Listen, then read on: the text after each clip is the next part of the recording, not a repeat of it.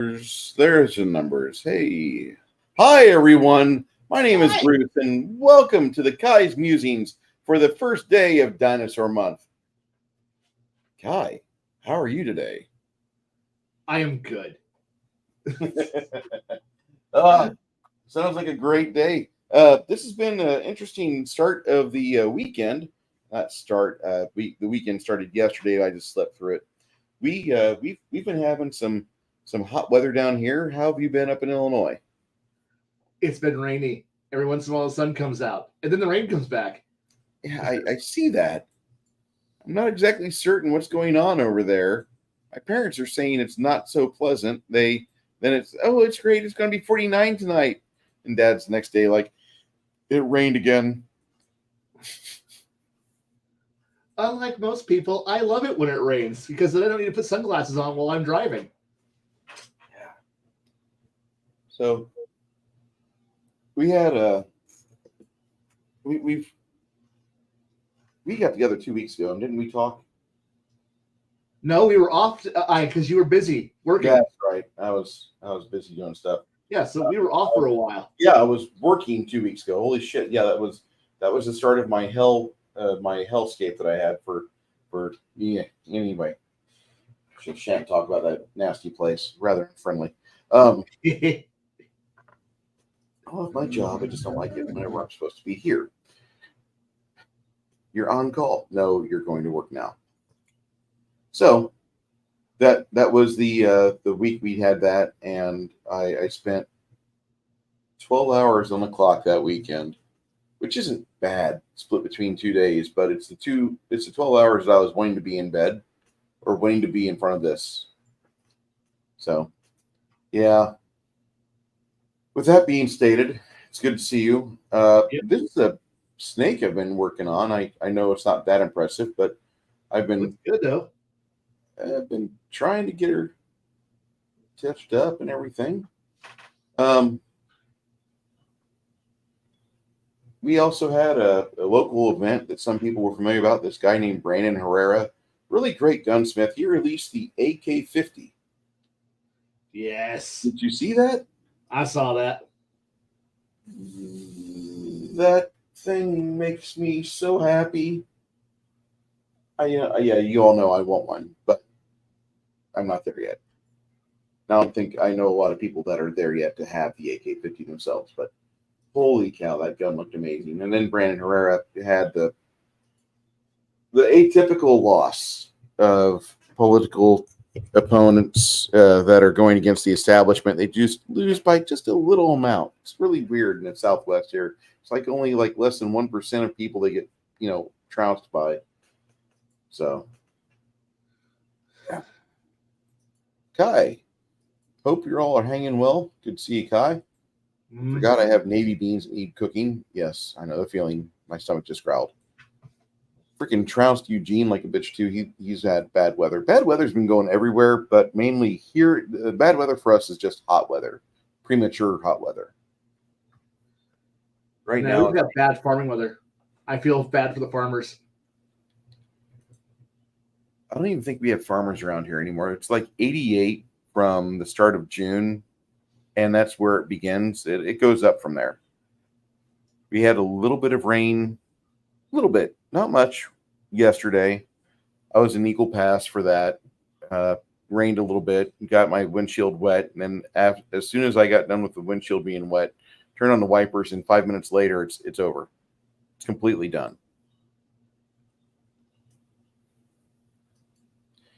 Supposed to have a thunderstorm tonight. Then throughout the build up till Wednesday. Wednesday is a 100-degree day. Going to be mid 90s to 100. Rarely dipping down below 75. And then it stays at 100. Good. I should just show you this. This is sad.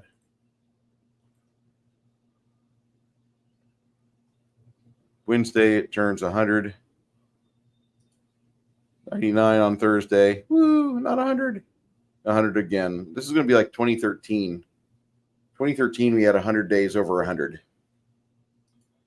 Oof. Oh yeah. Ooh. This is what we're forecasting for the next 2 weeks. And I expect it. I expect it to be mid-90s and above. But that's living in San Antonio. Man, the highest it's going to get all next week is 85.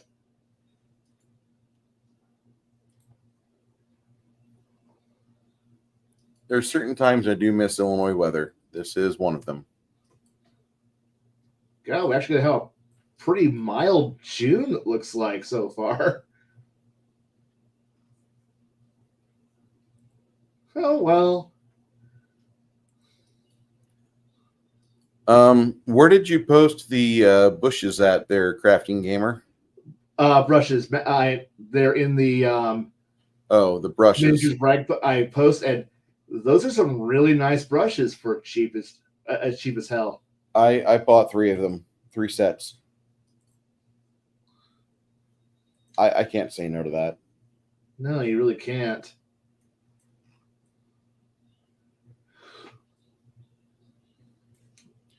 And those are some really delicate brushes. Way cheaper than what I was looking at.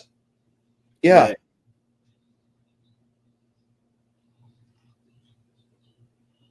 I wasn't expecting that.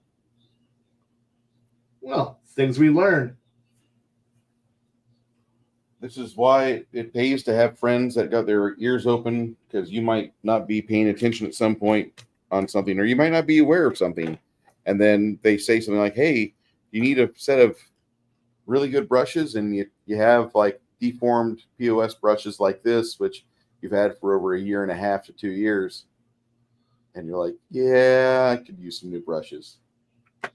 But you can always take a knife to it and cut it down to like, 2 or 3 bristles. And have a detailing brush. If I start cutting on my if I start cutting on my brushes, then at some point I know for a fact I'm just going to get a little bit too hog wild. Oops. Yeah, I could take that off. Yeah. Let me try that. Let me grab my knife.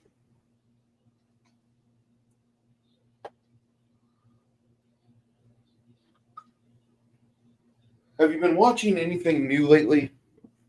Or have you been staying away from media? I've been staying away from media because honestly, nothing has really screamed, I have to watch it. I mean, I have a lot of things that people want me to watch. I really haven't had a chance to watch any of it. I mean, the best media I've watched this past week is, I think I curled up with the missus and we ended up just watching Lord of the Rings again, the entirety of it from start to finish, because we wanted to actually just watch something nice.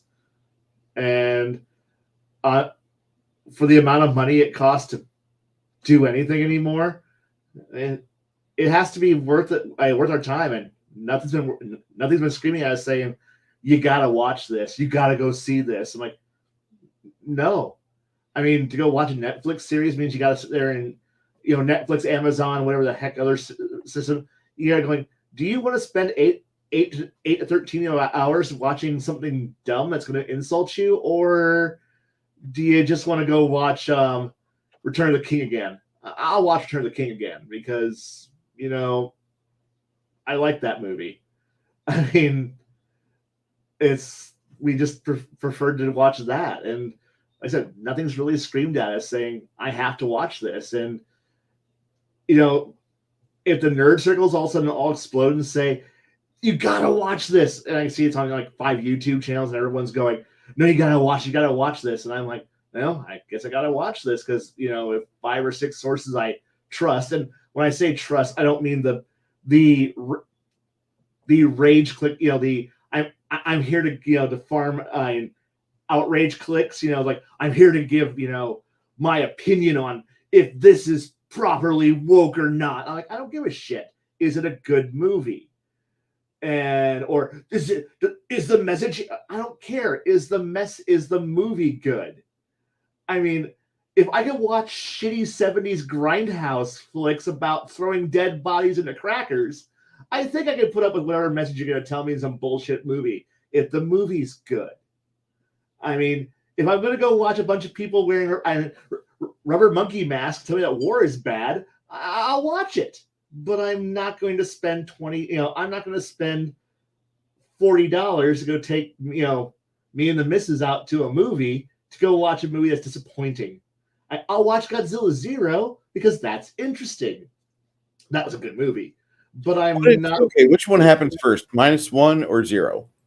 Sorry, it's -1. It's -1. Sorry, I meant to say, I said 0. It's -1. -1's awesome, and it's a great movie, and I'm glad I got to see it in theaters. But I'm not going to go watch a prequel to a movie. I'm not going to go watch Furioso, Fury Road, Mad Max movie. No, I don't. I didn't mind watching the last one, but it also was 8 years ago and in the distant past, and I don't want to go watch a beanpole stick girl and Hobo Max go out there and have adventures in desert land, and I don't care. I don't need an origin story for a character I didn't care about. And so I didn't go see that movie. And I'm not looking forward to any movies, honestly, right now. Like, there's nothing that's screaming, I've got to watch this. And I know there's some people who are trying to build up, you got to go and watch this new movie that's, this new series coming out. I'm like, no, I don't. I don't have to watch this because it's insulting. I don't want to watch it. And I'm just kind of sitting back now and going, I don't want to watch any of these movies anymore. And just, that's the sad truth of it, is I don't really want to watch anything. And that really is a sad truth there. I'd rather watch a British guy droll on for an hour and a half about naval history on his weekly quality Q&A stream, which is the length of a movie, and then watch something that Hollywood vomits at me. I'd rather go watch an Australian do a PowerPoint presentation about the military-industrial complex every Sunday than to go watch a movie. Because honestly, unless it's something really cool like Fallout, which has moments good and bad. I mean, it was a fun show. I really wasn't I'm not going to go out of my way to. The reason why I watched Fallout was simply because of the fact that I had people I trusted in real life, not YouTubers, not influencers, telling me, no, it's actually good. And then the final straw was having somebody who actually is intelligent go, it's a Bethesda Fallout series. And I'm like, so it's, New Vegas is kind of canon, but you got to accept certain things aren't going to happen the way that you liked. And then we got into the wonderful world of lore, and we went, oh, this isn't so terrible. And it wasn't, and it turned out to be this is an enjoyable series. And like any Fallout game, you watched it, and then you just move on with your life because, hey, that was cool. And because Bethesda sucks, and I'm not going to give them more than I have to. The only reason why I watched it was because I'm not paying for Amazon Prime. Somebody else is, and I'm using their account. Yay! If I had to pay for it, I probably wouldn't watch it. But I got it for free, so hey. I never liked Fallout 3. I didn't get into Fallout New Vegas, although everybody and their brother's like, oh my God, it's the best Fallout ever. And my favorite Fallout still Fallout Tactics. Yeah. Which is according to Bethesda, not canon anymore. That doesn't matter what they think. They ruined the fucking Fallout series. So there's not a Fallout game after Fallout Tactics. Right. And it's like, but the thing is that it looks right, it feels right, things are dumb, and it's just a nice, relaxing ride to sit back and go, nah, this is Fallout. And then but you're right, At least it's not Skyrim. I, I'm glad we'll never get an Elder Scrolls movie. Thank the fucking maker there. The Fallout, and then the Elder Scrolls movie starts, and fucking 15 minutes in the Act 2, like after we get like the reason for Act 1 starts, it's a blue screen error. That's just what I could see turning into Fallout or into Fallout or Elder Scrolls, but Elder Scrolls would happen worse because every time I've ever looked at a new Elder Scrolls game, the reviews always are like, "Great game, very buggy." Well, yeah, it's the creation engine. I mean, it's sad. The best part, like, look, I want an authentic Bethesda movie, a game movie where I want you to be able to. It looks beautiful. You walk in, awesome music, and then suddenly you see a guy gliding in a T pose through a wall, and you're just like, this is normal. Like, and nobody pays attention. Every actor does what they're supposed to do. You know, they're still saying their lines, and then in the background you see a guard just kind of just vibrate through a wall, and nobody pays attention. Nobody acknowledges it. It just happens, and then in the background later on, you know, an episode or two later, and you see a dragon in the background in the sky breakdancing as it falls through a mountain. You know, we play a lot of games like Dungeons and Dragons, and back in 1993, they had an official rag for Dragon magazine. It was official rag at TSR basically, and they had this neat little article of spells dragons actually use. And there was a third level spell, Phantasm, Illusion Phantasm Scroll or School. It was called Phantasmal Farce. Oh. And you cast it on yourself or on another subject, and it would cause the image to have glitches visually, and the audio wouldn't sync up. So basically, like a dragon would be flapping and it'd be missing frames of animation, or be skipping frames of animation, or flip itself upside down. And so people would think like it's a phantasm, it's an illusion. Right. And like the dragon would have its mouth shut and you'd hear a roar, then its mouth would open and you'd see it roar, but it wouldn't hear it. So Phantasmal Farce was like one of my favorite fucking illusion spells for decades. And it's still, I bring that spell out whenever I have an asshole dragon. That's good. And like there was a dragon that I took, a red dragon figurine from Paizo's collection, which I hate giving money to Paizo, but okay, you got a huge red dragon, I'll buy it. I painted it white. And about a year ago, I ran that, and the players looked at it, and I said, "Oh yeah, the dragon's kind of acting a little weird." And he was using multiple spells on him. He had one spell to change his draconic color, so the enemy would buff themselves against like whatever color he chose, and then he used Phantasmal Farce, and so I had a double layer of phantasm spells on there, and the players were completely pissed at me because I did that to them. And I never quite gave them those spells because I just felt like those were just kind of special. They also didn't take the time to learn, because I think this party has really got a problem with wizards. Like Greg tried playing a wizard character or as his cohort, but he hated it. He hated having a second character. He hated having to do the minutia of it. I think that's why he quit. The minutia and the role play are why he quit the game. But it's just one of those things where, as a DM, I really just enjoyed being able to run illusion phantasm spells, because I just like Pathfinder as much as our game tonight was hack, because we're in a location where you're supposed to kill things. It's analog Diablo. As much as it was that, the players enjoyed themselves, which I thought was nice.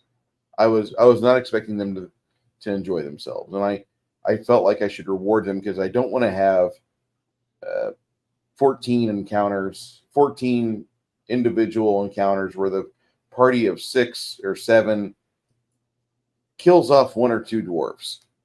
I just didn't feel like that was worth it. So I condensed part of it. This dungeon that I'm running is based off a dungeon that was written by Adventurer Week, and sometimes their stuff is just middling at best. I hate to say that, but there's some publishers that just really never achieve much.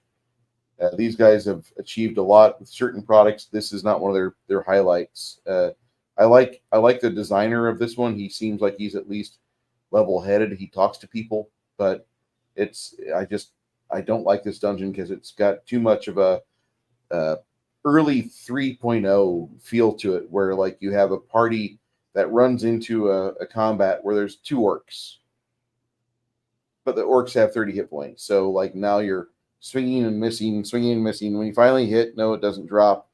Got to do another round of combat. And I hate Pathfinder for a lot of reasons, but one of the reasons I hate is just like sometimes the combats feel like there should be a better way to pass through them. Does that make sense? Yes. Because it's just like you're fighting an unnamed goblin or unnamed character of this race, this class, and you gotta physically beat him down. And I would like to have the players maybe sometimes not elect for violence, although violence is great, but at least try the parlay, try the discussion. And the module like completely eliminates any parlay whatsoever. But the way we set up tonight's campaign was the party had the option to try some other things, and they kept seeing like the roadblocks. Like, okay, well, I guess we're supposed to go in this dwarven network and kill stuff. And I kind of hate reading adventures like that. And then earlier this week, a friend of mine sent me something, and it's like I tell people all the time, like, if you don't like the way that you're reading things, you can always decide to write your own. Right. And you started doing that, and I got a chance to read your campaign kind of synopsis. Is this going to be like the base of your campaign, or are you going to make like a rules light way to do things? I mean, I don't see it being quote unquote real rules light, but I see it to where you've got a very nice detailed narrative of the events that happened led up to this, with a greatly detailed city, even if it is only 11,590 words, a 20-page document. Very rarely do you receive in a hardcover release, especially in the mainstream gaming press, a campaign city that has a history to it and a reason to adventure in it, and a feeling like you could dump your current campaign and just start playing this right now. But that's what this feels like. The thing here is that city the city that's in that story, it's been around for a very. I think the part of what made it work is the fact that it feels like it's lived in, and it actually kind of existed, but before you got dumped into it, and that there was hints of there's so much more going on in this place that you're not seeing. I hinted at in the story the idea that this place was the equivalency to a magical Vatican that lost, but this happens after that point. So you're sitting here going, well, what have I done? I've pointed out that this is a city of the gods. This is but I don't go that into it. I tell there's hints of people looking at statues to people that did exist in the past, but I don't have to tell you who they are or what they do or what they did. You just gotta simply go, no, this is somebody who did exist. It's kind of like, oh God, the best way to, I know I just mentioned Lord of the Rings a little bit ago, but that part where when you're sailing down the river and you see the two giant statues that are old, decrepit, and they're flanking the pass.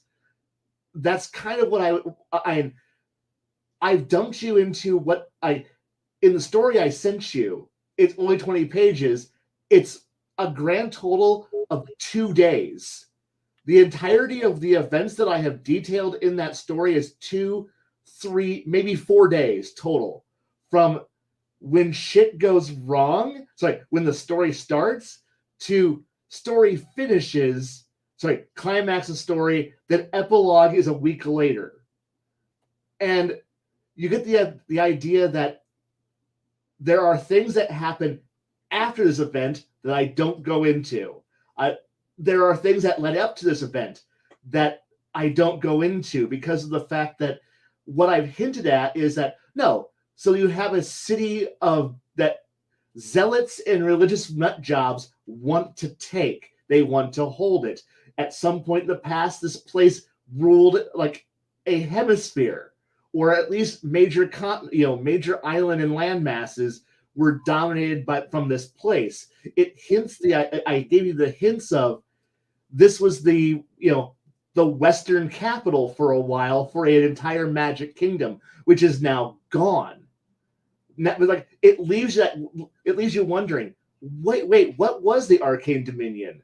Wait, how did the Republic take this place? How did it surrender? Why is it and that point where you go, wait, why is this city under gun? Not just and why does an entire country fear this place existing to such a degree that they've wrapped this place in surrounded it in 12-inch naval guns in a giant ring of Verdun level fortresses. It's the Maginot Line wrapping this place around in the idea of, in the event that they ever have an uprising, that magic users ever have an uprising, we level the entire place with so much firepower, everyone inside dies. And you get this idea that I've also hinted at the idea of this is a magical place where we dump spellcasters that won't comply. Which means now you go, wait, so the military keeps spellcasters on a tight leash. The government keeps, and if you don't want to, operate under military discipline and under strict oversight by commissars and inquisitors, you are imprisoned in this city. And if you do, it's the only city in the entire country that allows you to openly practice magic however you want, but you better not leave the city. You better not attack anybody. You see somebody in military uniform and you attack them with spells, you better assume that you're about to get your ass glassed, and by the internal police and the external police. But there's also this hint of there's still a paladin order that's in there that does its job. You also get the idea that it's 100,000 people crammed into this city of wonders, but I give you hints that there's a pantheon of shit that's in here, and the idea that there is an actual gate to heaven, the actual celestial heavens has a gate in this city, and everyone's afraid of this place, and zealots want to take this place, but they've never been able to because, well, the military spellcasters are so damn good at their job. But then something happens. Something terrible happens. And it makes it so that way there's no magic. And what happens when everybody... Because I also hint the idea that this is a world where magic is fucking everywhere. It's common as heck. And then suddenly, because it's a high fantasy world. It's a D&D Pathfinder universe where, of course 3/4 of the entire everybody is a spellcaster. If you're somebody or anybody, you cast spells. You depend on spells. You depend on magic and magical items and benefits and buffs, and you just know how to do everything. And then suddenly someone comes along and goes, you have none of it. Wait, what? Something terrible happened and everything magical stopped. Wait, what? Unless you have some kind of horrible demonic pact, which is powering your abilities, some external source, any ambient natural source of magic is gone for a while. And then watching people freeze up and go, wait, what? I can't do it. Just think about every player character you've ever seen. The moment that you walk into an anti-magic zone and watch that player go, they sound like retards. They like suddenly they have nothing. I don't know what to do if I don't have my ability to cast with spells, and I don't have my magic items. I don't know what do I do, because they don't know how to act without magic. And I tried to convey that in the story about the idea of what happens if your entire combat style, your entire way of training, thinking, logic is about, well, I cast a spell, or I can do magical wonders. I can shape the earth at a whim. I can block bullets. I'm invincible. And then suddenly you're not. And then you eat an 8mm Mauser round to the forehead. Wait, what? And then suddenly, because in the story that actually happens, where an all-powerful wizard, commander is just like, I'm an all-powerful wizard. I'm a complete and total. Oh wait, what do you mean I don't have magic? And then eats a bullet to the forehead, and then drops like a sad sack of meat on the ground. And then watching all the little NPCs that all those little peons, those little schmucks that those level 1, level 2, level 3 minions suddenly go, oh shit, our leader is dead. Oh fuck. Morale broken, run like fucking hell. Because, if your entire strategy is, well, we've got a guy who can open up trenches in the earth and make revertments by merely shaking, waving their hand and then casting wind walls that make us immune to bullets while we shoot out. We're invincible. We can hold off the zealots. And what do you mean our tactics don't work no more? What do you mean the EMP went off and we don't have GPS anymore? What do you mean our missiles don't work? What do you mean things went wrong? And then suddenly things go bad. And then trying to convey the sense of terror and fear that's now running through people who thought they were invincible or thought they could hide behind a hero, and then the hero dies. And then watching people get very, very fucking desperate. And did I convey that well in the story? I thought you did. I thought you did a really good job with this. I would like this to be something that you focus on. I would like to. The problem here is I am not sure where I write small vignettes. I don't know where to go from here. I don't know who to focus on. I don't know because the problem here is that the story I sent you, I had something like around 5-6 major characters, and a couple of them get killed off, and I'm kind of going, who would I focus on if I was to continue the story in either forwards or backwards? Because honestly, most of them were just people who were there, and outside, like the gun crew, they went on to go run a mobile railway gun. The paladin commander and the cowardly lieutenant who finally got his balls together at the end went off to become paladins, and eventually the old man retires.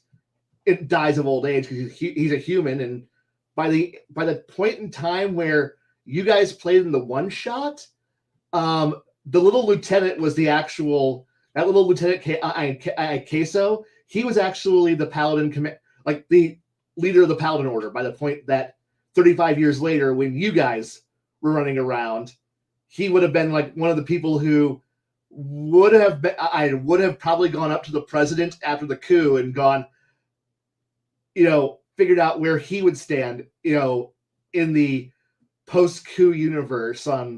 So that was one thing I never got a chance to do, was to have the, to go, yeah, hey, look, this guy, this little guy who was a cowardly lieutenant at one point is now a badass old paladin who's now, who's scarred up, been beaten around because he's had 35 years of fighting between then and now, and he'd be the one in the giant power, the giant magical armor with the giant sword and shit, and he'd be the one showing up and going, I'm here to go figure out whatever the fuck you guys want to do, because whatever the president would have come up with, he would have been like, okay, where do I fit into this? Because I'm not under your command, but I'm under your command. Figure out where I fit. And I would have had that been a wonderful way to test Shadow on his. He's supposed to be an inquisitor, a magical psychop who's playing the president, and then having somebody who's a magical badass show up there and tell him and go, and be there to go, no, I'm here to just to figure out, and be like, here's a quandary, Bester. Which way do you let the magic, do you go against decades of training on being an inquisitor and being against the idea of free magic, or do you tell the paladin to get back in place? Or do you let him have free reign? What do you do, Mr. President? And that was one thing I was planning on doing, but I never got to. Well, I like the fact that you've got some real shit happening around, well, actually, it all starts, once you pretty much get things moving in the first couple of pages. But page 14, 15, 16, where you have the avatars ripping themselves out of corpses, that's a lot of fun. That was an aspect that that seed was planted a long time ago. It was an aspect that I never got a chance to go into, is the idea that each of the gods in my setting has technically they don't really there's a reason why I have heaven being run by a bureaucracy, because the actual gods who are supposed to be running the whole world aren't there. They fucked up. They're banished to the planet, and they have to walk around in mortal form. They technically are in two places at once, but they're mostly stuck in human bodies, and they're supposed to be secrets. There's one. Each god has a human body, and there's a knight whose job is to protect it. And in the story, I hinted at well, I didn't really hint, but there was the Avatar and their knight who was there. Most of the time they hide it because of the fact that one of the key facts is that when the vessel dies and the Avatar is freed and allowed to, the gods allowed to walk the earth, the dying vessel gets one wish, their last imparted desire is imprinted upon the Avatar upon when released. And that was the whole reason why in the story I had the zealots had managed to find one and find a pair, and then pretty much beat them and torture them and pretty much break them mentally. I didn't get a chance to go too deep into that because the idea was the entire idea was to get those two poor fucking souls into the city, kill them, and then impart the last wish upon the god is in protect the city. We hold it. We know it's about to get blasted and get nuked. So we're going to, import the last wish upon the god is to go, hey, this is your power. Protect, defend the city, and give us the win we want. Well, that didn't happen in the story because oopsie doodles, there was actually already one there, and it decided to use her last wish was to I'm going to murder as many of you motherfuckers as humanly possible because she was the god of death. She was the vessel for the goddess of death, and proceeded to just murder hobo everybody. And the other guy and the zealots go, well, we're not going to win this one. Go stop the rampage. And I wish I could. I don't know how to describe the kaiju fight between two gods in a good way. I don't know how to describe it. I dig it. I'd like to see more of it. And the way you describe a kaiju fight between two gods is literally just describe how they go at it against each other at the cost of everything surrounding them. But the thing was I didn't want to take away from the fact that it's supposed to be a very human fight. Because the way the story was portrayed, it's like I wanted to get the idea that it's people going, just doing it, like doing the hard work. And I didn't want to have it be a one-sided, we just use a magical option and the problem's solved. No, I wanted it to be, it worked because it allowed me to finish buying the amount of time I needed to have the rescue happen. And there was that build up to that moment of, when help finally gets there. And that's what I was hoping I was conveying. Like Saturday of last week, we got a chance to play. Yeah. And the party is fighting on Archeron still. And they get to the forge. The forge has two elder elementals standing in these lava flow tubes that are vertically coating them the whole time. And the elementals are kind of like heating up the entire forge of to be proper so they can make the weapons. But now the work is done and they're just kind of like lingering just to hang out in the lava flow area. The party's there, and I make them mention that, like, yeah, it's about 140 fucking degrees here. It's really hot. You guys are at negatives. And they're like, well, we got Endure Elements on. And I'm like, what? Endure Elements covers you up to 140 degrees. And I didn't realize that. Otherwise, we'd been like, oh, it's like 160 degrees. Oh, no, then we would just amplify. We would magnify it. We would, like, God, you and your gay-ass magical workarounds. Like, this is a planar adventure, and you're trying to use a first-level spell to mitigate that. Mm-hmm. Like, as a GM, like, I want to completely flatten your character just to piss you off. And it kind of pissed me off, so I rescinded it later. I'm like, it was actually 160 degrees. You should have been taking higher penalties, no big deal. But you guys did win. You used, like, damn near all your high-level spells. You had a massive fight. Congratulations, you did win, blah, blah, blah.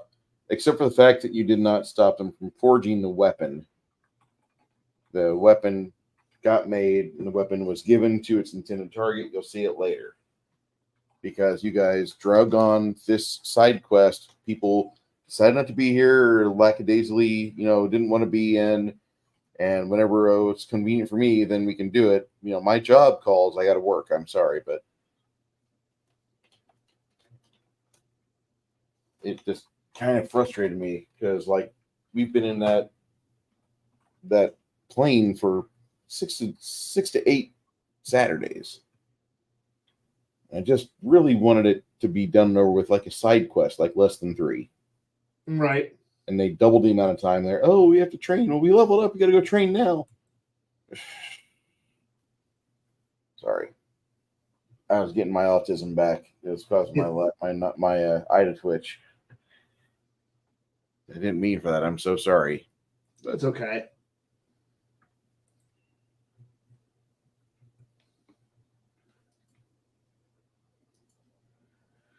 No, but I think if I was I don't know if I would be able to write the.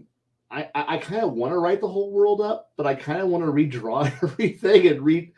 If I was to actually write and publish anything like this, I would want to scrub the world really, really hard to get rid of the.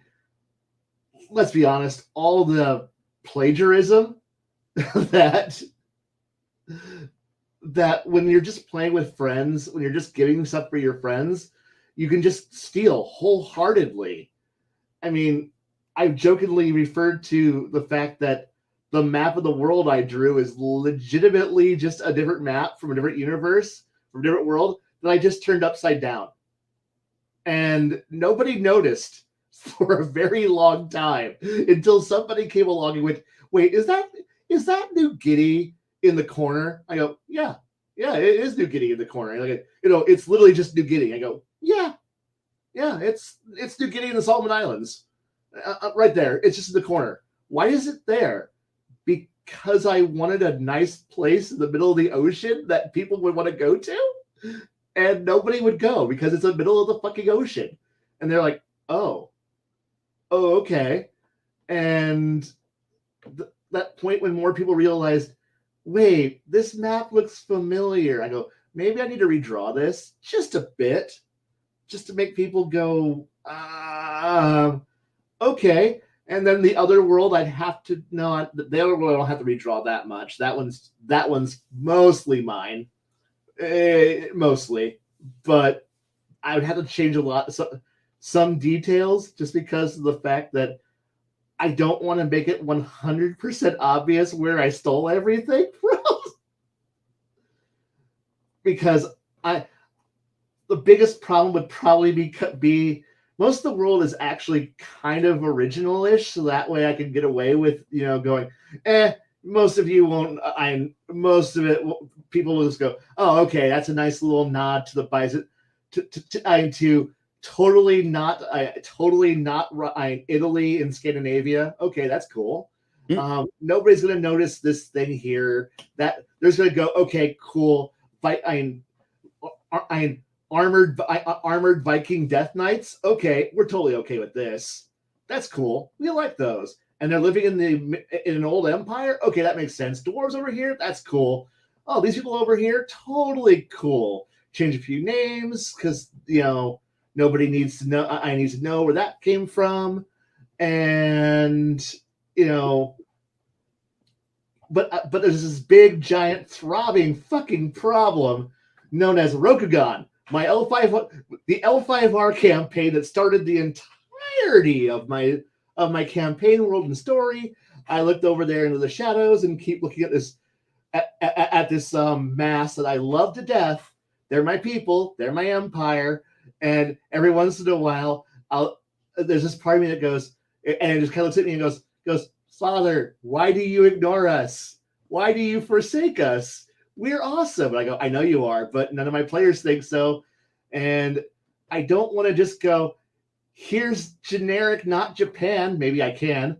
And, at that point, everyone would just kind of go, oh, okay, it's totally not Japan. I know we just got through Shogun, so I can just go erase certain things. And then I have to go and erase certain things of like, well, now I got to change the name of the fortunes, and now I got to change the name of the Dark Lord, and now I got to change the Twilight Empire because, well, technically it has changed a lot, so I could. It's no longer the Emerald Empire, and I can change the clans over because it's been sufficiently long enough in time, and maybe I don't have to call them Rogani anymore, and maybe the cities can change their names because it's been 1,500 years. Nobody actually still calls it by its ancient names anymore. And I could probably do a lot of that work, but I have to but at that point I'm just be like rewriting the entirety of the lore and like, what about the ancient past? Nobody fucking knows about the ancient past. It's lost. It's ancient. Are you guys playing archaeologists? We really haven't had time to do archaeology. Right. Archaeology is a rich man's job when you have time and energy. And guess what we don't have? Time and energy. Why? Because the world keeps exploding every approximately 250 years. Man, someday the British Empire is going to come in here and rape the fuck out of everything. But luckily, every time that somebody even thinks they're the British Empire, something comes along and kicks their shit in. And we don't get a chance to have, man, I am from an ivory tower thing, and I'm going to go over to these ruins and then document them. And, well, it's strange. Nobody could speak ancient Japanese. That's fantastic. Man, if only we could find a translation stone. All of a sudden, five druids come out of the ground, beat the guy in the pit helmet up, and then send his body home in a glass box and say, "Don't come here again." Oh, shit. The natives are restless. And the tree just punched Bob into orbit. 3 campaigns later, his body lands.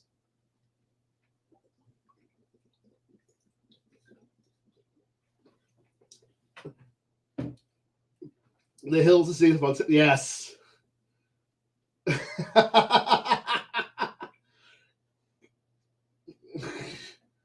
I remember this now. I just can't remember the name of it. I don't think it's a magic. I remember that Clive Barker was fucking crazy. Very interesting man. Very good writer. Wasn't the Great and Secret Show, was it? Gonna make me look up.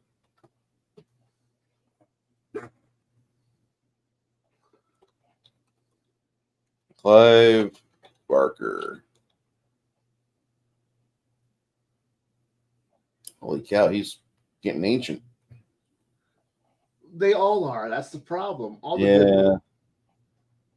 I mean, we're reaching that point where people are just going to start dropping off soon. It is Books of Blood, I think. Horror anthologies. There's 6 of them in the first volume 1. Damn. He had 3 Books of Blood come out? Crap. I'll add those audio to the audiobooks I need to listen to. Good thing about driving a lot, sometimes you get jobs like yesterday where you drive off like 140 miles to your destination and you get to listen to an audiobook all day. I know. Some days I fly a desk. Some days I drive all day long, and I chunk out half an audiobook in a day. It's great.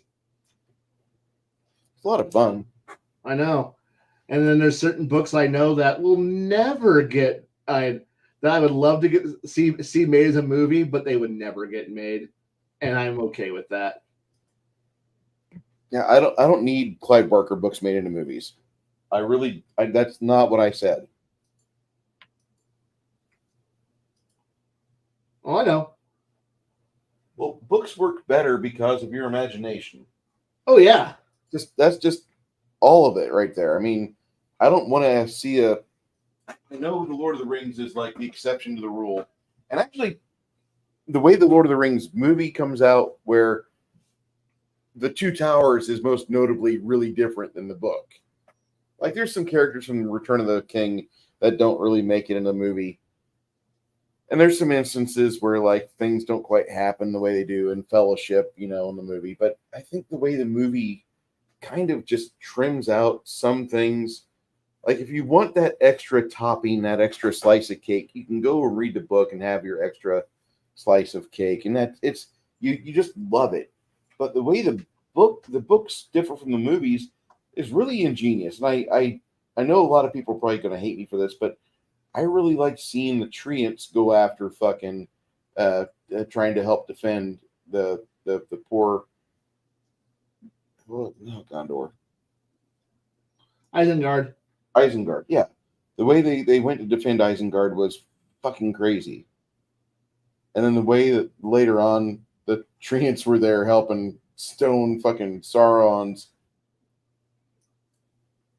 tower, that was great too. I was completely entertained, even by the theatrical cuts, which weren't quote unquote canonical, but they were fun to watch. Yeah.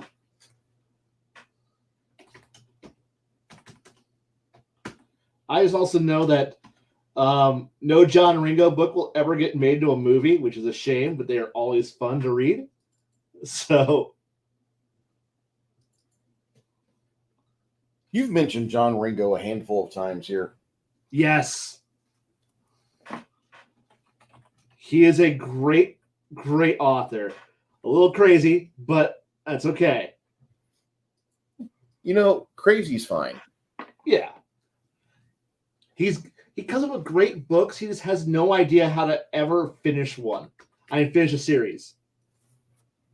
Like, he gets bored and then walks the fuck away from it.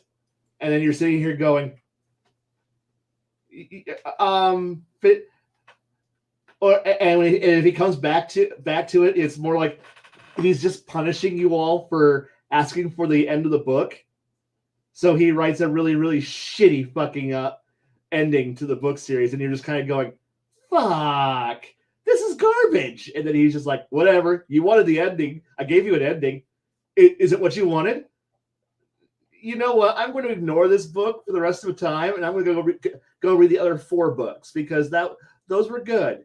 Just never touch never come back. Well, I need to get a hold of A Hymn Before Battle because I've not read John Ringo.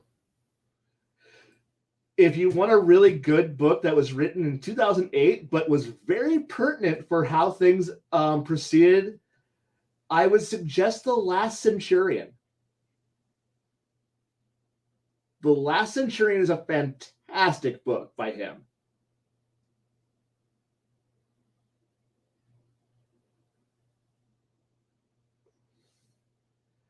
And then I would suggest the Black Tide Rising series. That entire endless series of books is just good. Just fucking good. Start off with Under a Graveyard Sky. Writer. Was that? What? Start off with Under a Graveyard Sky? Under a Graveyard Sky. Okay. There's 4 books in the main series, which is Under the Graveyard Sky, and then it carries on through. God, I have them all on the fucking shelf behind me. Yeah. Graveyard Sky. One second. Makes me happy that he's prolific. There was this guy that I used to read called Jim Butcher, and he just stopped writing for a period of time, and I just never really got back into it. Yeah.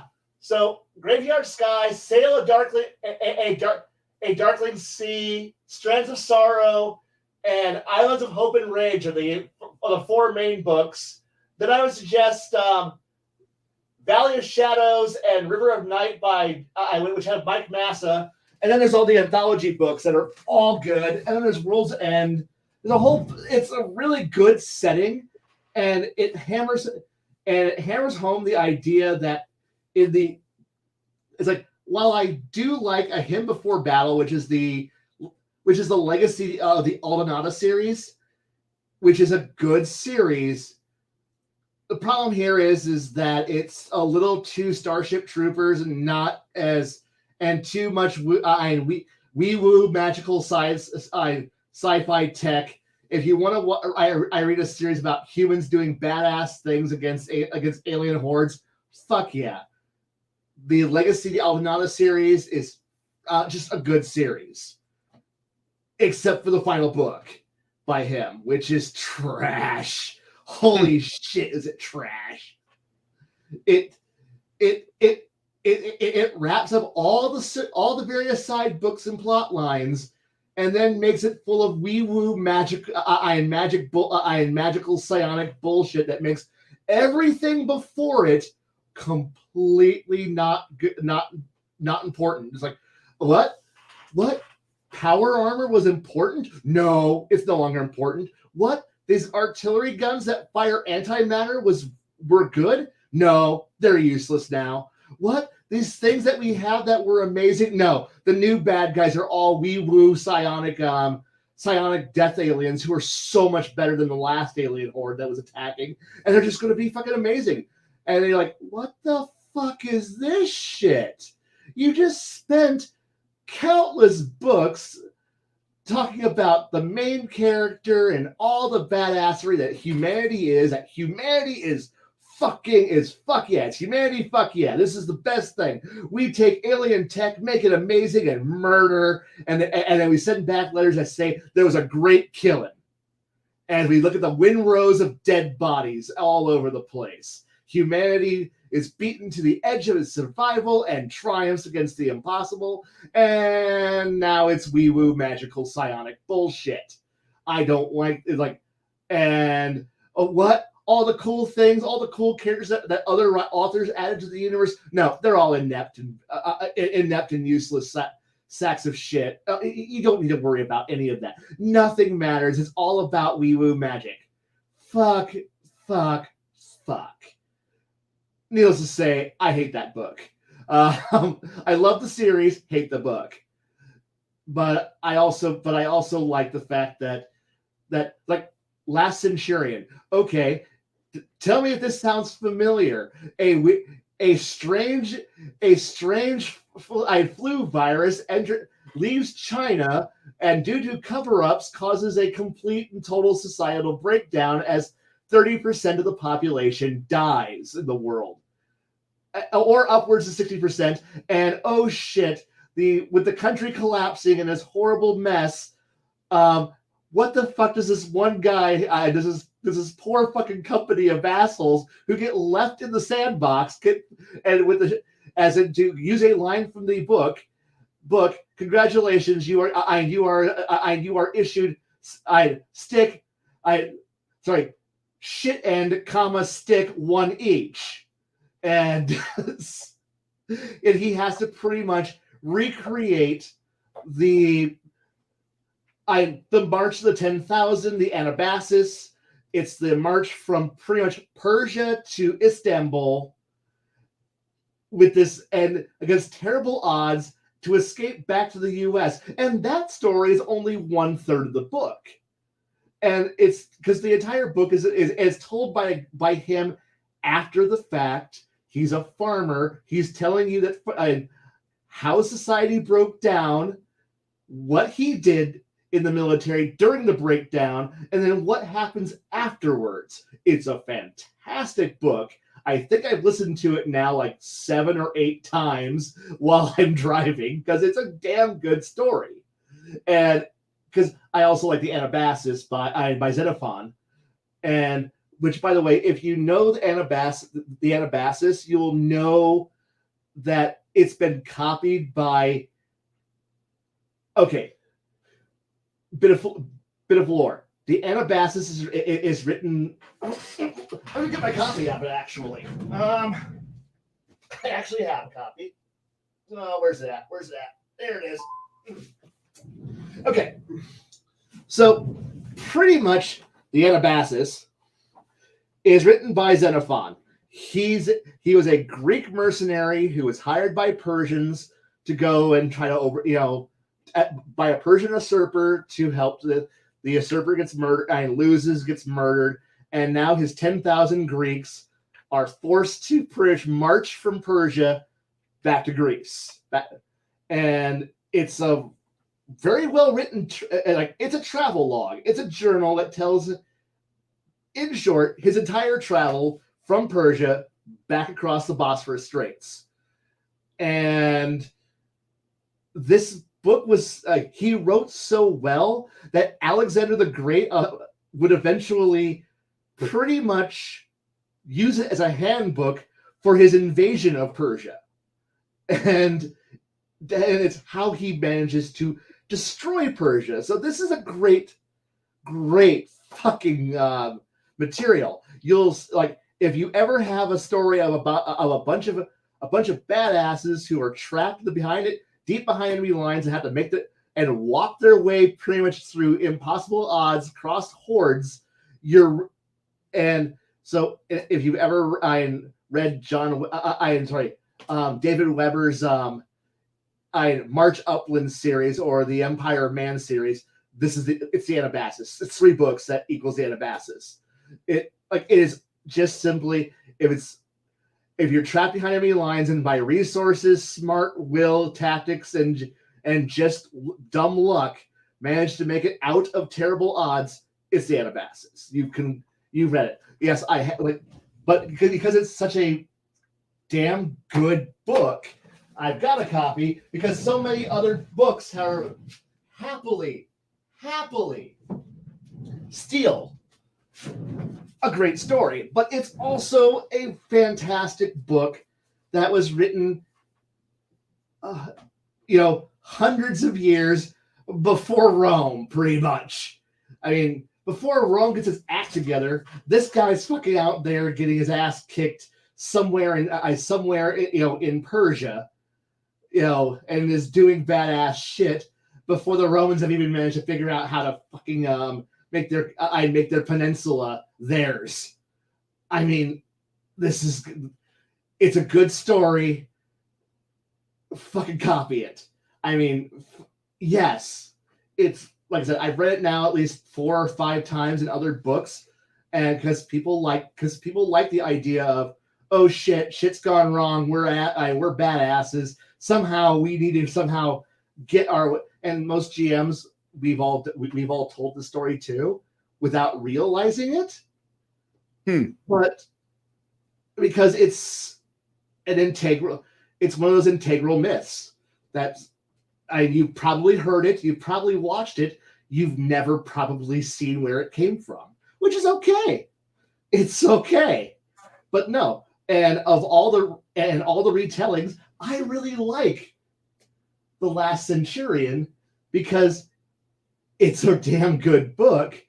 And like, if you want a bunch of desperate Americans who are fucking just shooting missiles at everybody and running away as fast as humanly possible, while everyone else is going, it's like, and because the humor in it is just fucking brilliant. It's like, because periodically he'll be like I'm gonna go talk to my superior. Superior goes, "You're fucked." Well, shit. I guess I need to go do some more shit now. Like, yeah, you go do. And it's like, it's, it just shows it's an alternate world. Like, it's an alternate world where congratulations, we didn't. Remember, this book was written in 2008, so it doesn't. It's written in 2008, but it takes place in 2019, in 2020, 22, and 21. It didn't know the world that we actually were going to have, but it somehow spells out the world that we went through almost, if one or two things had just gone differently. And it's a great book.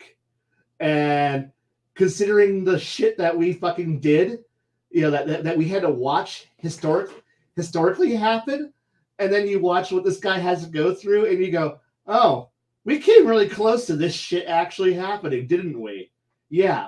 So there's a point where when I said during the plague, when everything was going to shit, the Americans fucking ran, just like pulled back because, hey, look, 30 to 40% of the world population is dead. We don't got the people to fucking continue to do this shit, but we can't just abandon all our hardware. And this poor guy gets stuck watching over pretty much the entire American Iraqi stockpile that's left over, assuming that we didn't have the pullout that we had historically, because at the time that it was written, he didn't know about the fact that we were going to pull out. But oh wait, if we watch what happened, what did we do in Afghanistan? Leave a bunch of our shit behind. We left all our shit behind. What was that? Billions of dollars left behind in fucking Afghanistan. Billions of dollars of shit. And we left billions of dollars of shit in Iraq. We just left piles of shit everywhere. And this poor guy is sitting here, and he was given the horrible task of going, we're going to come back for you, but we need somebody to watch over this giant pile of hardware. And him and his small little band of his little company of dudes is going, we can't fucking do this. And shit goes wrong from there. And then the guy's like, well, he's running his ass away, trying to find somewhere to be safe. as shit goes, and he does, and he's a damn good character. He fucking pulls fucking top notch shit, like shit that you think player characters would fucking do. And if you were running like Twilight 2000, and you were told, here's an entire division's worth of shit, it's yours, and you gotta watch it. Here's your 100 dudes. Watch the entire division's hardware. And you go, motherfucker. And meanwhile, the world is collapsing around you. And there's no airplanes. There's no flight. There's no Navy. The Navy's been tasked back. The Air Force is tasked back. There's nobody. Everybody went home except you. Except you and your friends. You get stuck with this giant pile of shit. And there's several points in the book where he's just looking at this great, massive pile of shit and goes, you know what? I could start my own empire. I could start my own empire here. I'd hear in the Fertile Crescents. I could restart Babylon. You know what? I can do it. I got the hardware. I'll just make friends with the locals. I'll just give them all the fucking firepower. We'll just build our own fucking empire. Yeah, I will set down my shield and go take a barbarian wife. There'll be a new tribe of American Arabs out here, American Persians out here in the fucking desert, and I will be happy and farm here. Most of the people here are dead anyway, and I'm a farmer. I'll just, you know what? I can take an engine out of one of those trucks and put it in a tractor, and I'll have a bitchin' tractor on gasoline, and I'll just plow fields. Fuck, I'll just pull out, like, you know what? I can do this. And, because he's thinking about it. He's thinking about the idea of, I can just give up. I can just give up. But he's like, fuck it, no, I'm going to go do the fucking right thing. And he completes the march. And it's a great fucking story. Meanwhile, it's detailing the idea of, well, it's in the middle of an emergency. The economy's collapsed. Things are going wrong. And there's a Democrat in power. Oh, wait, the Democrat in power is an idiot. Is a fucking idiot. And is trying to nationalize things and trying to do all this shit. And the economy is coming apart. And people are dying. There's not enough food. There's not enough anything. Things are going from bad to worse, and the president is crazy. Does this sound familiar to you? As in, the president is a babbling idiot, and is being insulated and completely isolated, and isn't doing anything right, and in fact is trying to rig elections at one point in the book. And shit, oh wow, and the urban centers are collapsing due to the fact that they're not getting enough food, and the government is not doing shit because they want to keep the little Brown brothers happy. Does this shit sound familiar? Yes. Hey, I'm Darth Barbarian. How you doing, sir? It's like I said, this is like if you have my persuasion, like we get along well enough that I think if you listen to this book, by the end of it, you're like, yeah, this is a damn good book. This is a fucking damn good book. I bought an audiobook and then I went and found it in paperback because I wanted to actually have a copy. So that way, in the event that I somehow, and by the end of this book, you will know more about biological problems, logistics problems, and farming, and the problems with farming than you'll ever want to know. Because like half the book is him just talking about farming in a way that makes you actually go, no, I actually want to keep talking, sir. I want to know more about farming. I want to know more about predictions and how farmers operate, because one of the common themes throughout the entire book is that farmers are planners, and that because he's a farmer, he plans ahead, way ahead. And it's fun. Like I said, if a Ringo book is fun, no matter what, and no matter how stupid it is, they are fun. He's a fun author, and just you're not going to go wrong reading his books. I know that it's like, oh, but I like certain other authors, and just fucking read it. If you like military fiction, if you like zombies, Dark Tide Rising series. To Sail Under a Graveyard Sky, fucking great book. The way it opens, the way that it's a slow motion collapse. You watch the collapse happen. It isn't just simply, and then one day the Umbrella Corporation unleashed the virus, and then society falls. No, it's a slow motion collapse. You get to see people fighting. not but not like I pull out a knife and a gun and I go out and fight. No, it's they're trying their best to keep everything running, and because modern society is hard to break, but when it breaks fast, and it like in one of the books it refers to it as the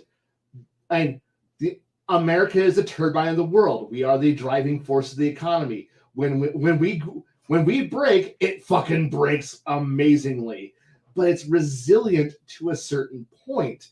But there's a great theme that happens through both the Dark Tide Rising series through the entire and through Last Centurions is that people in high trust societies are naturally going to come to help each other. It's something that we do. That when everything hits the fan, people reach out for other people. The selfish ones die quick, they die alone, and they get, and they're not a problem. They're a problem for a short amount of time, but the problem solves itself. Usually they die in a hole by themselves, forgotten, and nobody will know who you were, and you'll be gone.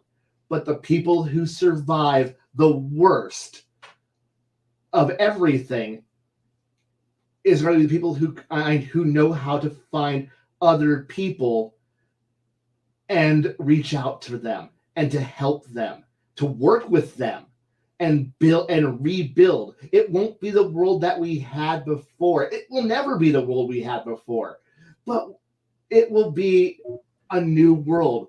And he even reminds people that at one point humanity was reduced to less than a tiny amount of breeding pairs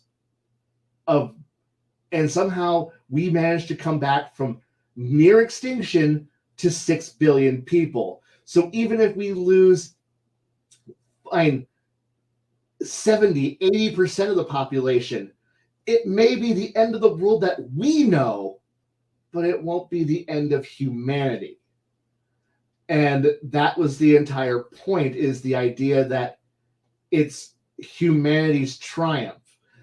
And even the legacy of the Aldenata series is humanity, even when pushed to the near breaking point, still can survive, still can thrive and rebuild. It's a great story. Like, it's the common theme through most of his books, is that through line, is that humanity is ultimately not selfish. It actually works. It tries. And the people who don't will die off. The people who do tend to be the ones who know how to find other people to grab and pull up onto the boat with you. And so that is like, it's a nice theme. It fits through all the books. And I also, because of that, I kind of have I hate to say that this is a tangent. This is a horrible tangent. Now, not really, but it's like Last Centurion is 30 to 50% casualties, some points upwards to 70 to 80% dead by primary and secondary sources. Primary is the virus. Secondary is the collapse of the food and water systems. The collapse of medical. Secondary aspects, like you didn't have enough food, enough heat, enough power. You just died because you didn't have medicine. Secondary effects of a death. And he highlights the idea that civilizations can usually ride out a 30% casualty rate. I just kind of want to remind people that 30% is, at least for the United States, somewhere around 100 million dead. And we would be able to pull through. But yet we freak out at the idea of 1 million people died. That's not even a percent yet. We haven't even hit I know I'm cold. I know I'm heartless by saying that. But 1 million people is not fucking a number. That's still a rounding error. I know 1,000,000 people sounds like a lot of people, but that's if I put 300 people in a room and take one away. Would you even notice? Not really. But people are like, oh no, 10,000 people died. Who fucking gives a shit? Well, each person is an expendable act. I know each person's loss is a tragedy, but it's still a rounding error. If you look at like, I know it might be somebody you care about, but you know what? Fuck it. Fuck it. You can't like. Well, we could stop it. No, can you? Would you have you? Probably not. Most of us are too busy trying to go through our own fucking useless lives, trying to survive our miserable existence. It's a rounding error. Call me when we hit 10 million. What? 10 million, and now it's a percent. It's a solid percent. What? Oh man.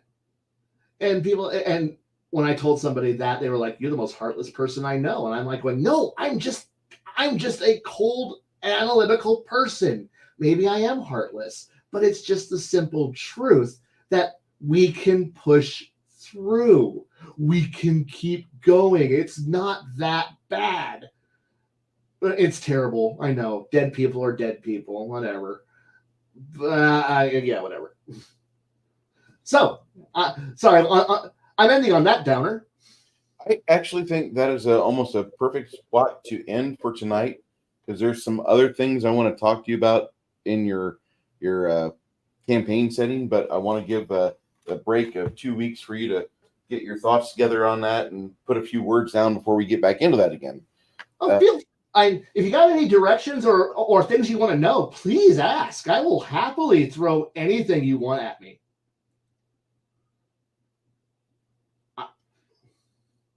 This is something that we all need to understand. There's a difference between heartlessness and logic. I'm a pragmatic person. I'm ultimately at my core pragmatic. I mean, I hate to say it that way, but yes, there's a cold logic to it. I can't freak out about it. It just simply, you just have to go through it. You just gotta go. Well, the thing is that this is kind of like our discussions are more like a fan or a fandom stream where we talk about the things we really like, or like we might vent about something we don't like for 6 minutes, but then we'll talk 2 hours on something we can't wait to put our face in again. Yes. And I appreciate that so very much, because like this week just kind of sucked for me on a lot of levels. Like Tuesday, I tried taking off for work, and my fucking cab of my truck, like I had a brake shoe that decided, well, I'm just gonna like completely seize up and cause a fire here. So I had to get that towed back without the trailer, and all sorts of fun happened with that. And we discussed things at work about how to fix things like this, and it just like, okay, well, can I fix it on the road? Well, no, you don't, because you're not supposed to have that tool with you. Okay, so whenever this happens again for anybody, we just call for a tow truck. Yep. Well, yeah, I guess, because fuck, you have to call a tow truck. Okay, so how could I prevent this? Oh, you would have never known. And that's true, because when I left the yard, it was fine. But then after I left the fuel depot, for some odd reason, it was dragging for about maybe a minute. And then I didn't notice it had kind of still locked up, but it was spinning to where like, okay, well, it's doing what it's supposed to, I guess. And 2 miles down the road, it's red hot. It completely catches on fire, and oh, fuck me. I thought, well, if I give it an hour, will it cool down enough for me to move it? No. I found out, no, it won't. And I was happy. No, I have a fucking jetter with a fucking 300-gallon tank on my truck, and I can open it up and cool things down. If I did that, I would have shattered things. I would have broke things. So I didn't do that. And because I was reading the internet for like 40 minutes while I was waiting for things to cool down, and it doesn't cool down fast.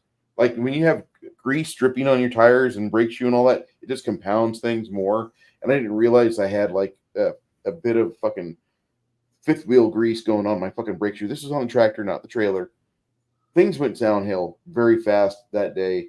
The next day, I got a replacement truck, and the replacement truck was just almost as bad. So I took that back, and we still got some stuff done. Not nearly enough. Thursday and Friday, fucking success days. Like, I actually cleared 18,000 gallons of grease on those 2 days combined. So that was pretty good. But I had to have, like, a fucking discussion with one of our regionals, and I gave him the dissertation of what happened, and this really isn't your fault. I don't know why we're talking. I'm like, I don't know. Did he's like, well, okay, I can see why we're talking. Your perspective. You're not completely hired on. You're just you're considered still prospective employee because we haven't hit your 90 days yet. Okay, this is just procedural. Okay, that's fine. What else can I do to help you, sir? With that attitude, really just go back and go do stuff. So, I mean, like I said, this stream and the game stream before it, absolutely integral to my mental health. Oh yeah. And with things outside of my control, like Brandon Herrera losing to incumbent Tony Gonzalez, who, we have open primaries in Texas. So if Democrats are told, hey, we don't want this shitlord getting his way, like, they will vote with the fucking party establishment to make sure we get stuck with some shithead like Tony Gonzalez, Ernest Gonzalez, or Greg Abbott. And neither of those are winning combinations, in my opinion. But nope, what we're stuck with. So, hey, I guess I just smile and be like, well, as long as you don't have any real communists come along in the Democrat Party, I guess we're kind of okay. We're kind of on the same pathway as America was while we had George Bush Jr., the little fucking. Anyway, I'll shut up now. But no, don't worry, I understand. But I think we had a fairly fucking objective stream because I wanted you to talk about what made your world so fucking cool, and you got into it, and you kind of, you don't know where you're wanting to go next. If you want to focus somewhere, focus on some of these heroes that some of these regular people that stepped up to become heroes in your campaign world. Start with that, and then go into some of their motivations and what made them the people they are today. And then after that, let's get into the villains. That's one thing I never got into that story, was actually who was behind everything. I want to know about the fucking organizations. I want to know about the magocracy. I want to know why they are so fucking militant on mages and forcing everybody to kowtow to their dictum, their dictates. If you can cast a fucking cantrip, we need to have like 17 pages of bureaucracy on you. And then get into the tech, because it feels like your world is very steampunk friendly. Like, oh yes, it is. We're done with fucking medieval Europe. We are now focusing on, like, you guys are almost at the point where we have locomotives and rail traffic. But where that tech is not quite attainable, we have alchemists over here, we have magicians over here, and we have artificers. So we can make this work.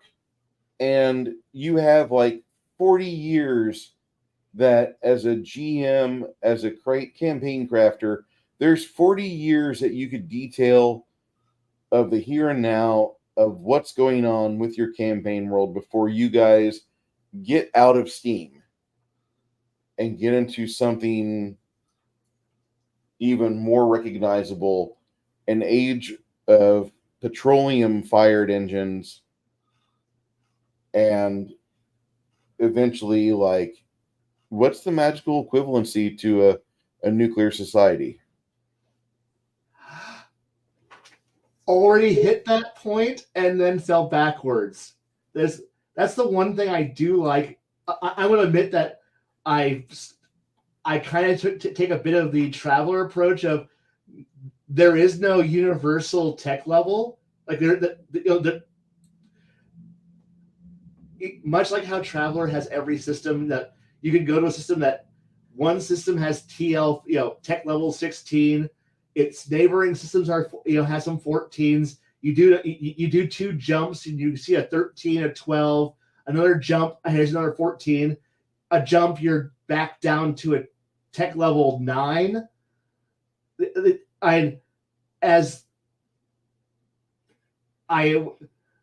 I could figure out how to do it right, what I would kind of want to actually, because what I actually have in the world is this world did see a modern world, a modern age where we did have cities of glass and steel, and there were magical technology, where people had actually cracked the code to to magic. So it wasn't just simply, for a while there, it was the technocratic union's dream in certain parts of the world, and it was starting to pacify, and then things went wrong. Somebody rewrote rules. So there's still people out there who,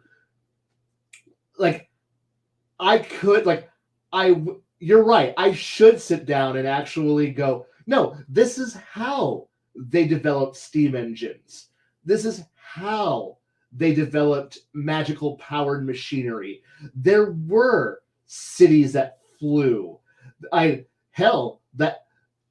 the story that you read, that special forces team, those four SF guys who were bitching about the fact that their really sweet ride crashed. They had a very, very beautiful, high-tech, magically powered airship that was fast. It was stealthy. It was able to do so much cool stuff. And then the anti-magic pulse hits. And, well, their wonderful, beautiful ride that's irreplaceable because nobody knows how to maintain it anymore crashes because, well, it was an entirely magical device that entirely ran off of magical levitations and flight equipment. It was a wonderful device. It was perfect for this commando team, and then it has no power, and then it falls out of the sky like a goddamn brick and is wrecked because the pulse happened. And now their ridiculously sweet Special Forces Commando PC ride is on fire because it's now destroyed. And that's why they were bitching about as these guys were having to carry all their shit and hoof it across the countryside, out in the wilderness, going, okay, we crashed somewhere nearby. We'll just somehow get close to, and wait, are you hearing that? Is that sound like gunfire? This close to here? We shouldn't be hearing that. Fuck. I guess I gotta do our jobs. And that's the kind of thing. So yes, I do want to show what I do want to go into and saying, hey, do you want to know what a TL-16 magical ship looks like? It sure the fuck ain't a flying sailing ship. I'll guarantee you that. As people are like, my universe has got airships. They are flying Age of Sail vessels. And meanwhile, I'm going, what? No. We can do better. We can do so much better. But we have the spell we have the fly spell. Fly is a wonderful spell. And I'm like, that is a slow as fuck speed. What do you mean? It's fast. It's speed 60. I could fly at speed 60. And that'll get me. And I'm like going, not that fast. But why would I need a train? I've got magic. I can teleport. Why do I need a train? How much can you teleport with? Well, me and whatever I could carry, up to 100 pounds up to 100 pounds. So me and my 12 friends, we can all transport with 100 pounds each. That's 1,200 pounds of cargo we could carry. I built a locomotive that can pull approximately 2,000 tons of material. You have to teleport like a complete bitch. Fuck you, you magical goddamn cunt. You got to teleport several thousand times to do what I can do in approximately 3 days. Oh, yeah, okay, yeah. My train can do that 1,000-mile teleport. I'm a mage. I can do 1,000 miles. I'm fantastic. The train does 80 miles per hour every hour for fucking ever, and it's pulling 2,000 tons. Note the tons of freight. Oh, but you gotta spend money, and I can trust me. The cost of investment to return on investment is far better than your fucking mage ass. Well, I can fly. You know what? I'm going to develop a thing that has propellers. Well, I can fly at 60. If I go really, really fast and then cast haste on myself, I can get my speed up to fast, really fast. At which point I'm like, and the Zeppelin goes faster than you. Wait, what? I've built a boat. The boat does 15 knots. It outruns you. What? It's a boat. It sails. It's faster than your flight. No. It's a clipper ship. It's a Yankee clipper. It's a T clipper. It's faster than your flight spell. And it's on water. Wait, no. Flight is better. I can just go wherever I want because I have flight.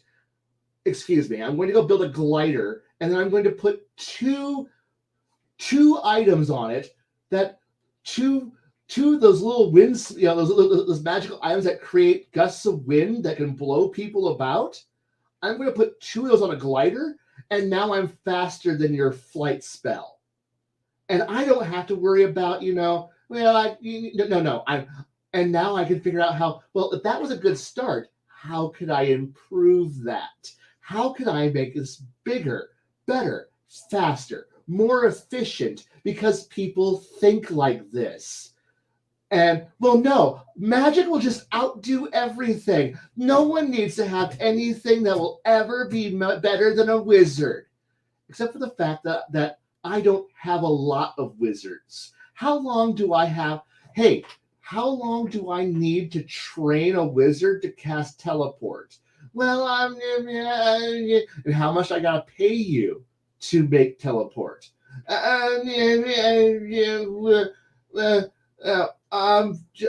Fuck. Yeah, for the amount of I'm going to go pay someone to go build me a primitive airship or a glider now, and then I'm going to improve it because I can build 20 of these before I can get a new wizard to replace your happy ass after I throw you out a window. Magic superior. You're right, it is. But I only have 5 wizards. And I need more. Excuse me, while I shackle you to this desk. Why? I'm a wizard. I'm going to block you out for the next 3 years. You will have no free will for the next 3 years. I've blocked your time. But no, you're fucking mine. I'm a wizard. I'm a cleric. I can make all diseases and I'm sorry, you're like nationalized public health care. You're only good for 5 fucking heals a goddamn day. Well, that's good enough for this village. This village has. Do you know what the accident rate of most towns of 10,000 people really are like? I can do it. Okay, are you going to do this every day, day in, day out, for this town of 30,000 people? Blah, blah, blah, blah, blah. No. We're going to need people who know how to do surgery, do basic medical care, first aid, medicines, things. But the gods, healing. I've gotten divine magic in. Fuck your god. Your god isn't covered by my HMO. My insurance isn't covered by divine intervention. Sorry, fuck you. But healing magic's so awesome. It's so plentiful, and it's actually kind of worthless. I can cure diseases, Mm-hmm. Mm-hmm. Mm-hmm. And what happens when you encounter the first magically resistant disease? What? No, blah, blah, blah, blah, magic. Magic solves. There's no need for anything. We all have magic. Magic is everything. Magic is. You're all a bunch of fucking cunts for depending on magic. Fuck you. Everyone needs a first aid kit. Everyone needs an alchemist. Everyone needs shit that gives them fucking ways to survive. I'm sorry. Everybody gets to carry a tourniquet with them. God damn it, and a first aid kit. It's just in your fucking backpack. Just carry it. Just take the skill, get the skill, and carry it. Why? Just trust me. Your healer will fucking love you. Why? Because you stopped the bleeding. Guess what? Oh no. 5 people are bleeding due to the fact that the bad guy uses bleeding attacks. Oh man, isn't it great that all of us know how to stop bleeding? That's great. We don't have to sit there and go, I'm dying. Sheila, come and help me. I'm bleeding. Help. I'm a stupid civilian. Help me. You're an adventurer. Rub some dirt in it. I'm gonna bleed out in 12 rounds. I fucking hate most people. You're completely within your vile hatred of it. Trust me. It can turn into that. The thing here is that now here's the thing. The transitional logic that gets you from airships to jets takes time. It takes a lot of time. I mean, oh God, yeah. Shells back here, reference material. Because while I am a steampunk person and I really do love doing steampunky things, I do want to have the transition, the actual evolution and transition from certain ideas into certain ideas. You cannot make the jump from sailing ship to dreadnought without anything in between. You need to have at least a logical progression on how you went from nothing to big. You gotta because when it comes to sailing ships, you have to have the evolution that went from why does your ship have a forecastle? Why does it have at what point did somebody go, we can add a deck in there and turn it into a 2-decker? What point did somebody go, we can put a 3rd deck in? What point did somebody say we can cut we can cut parts off and turn it into a frigate or a sloop?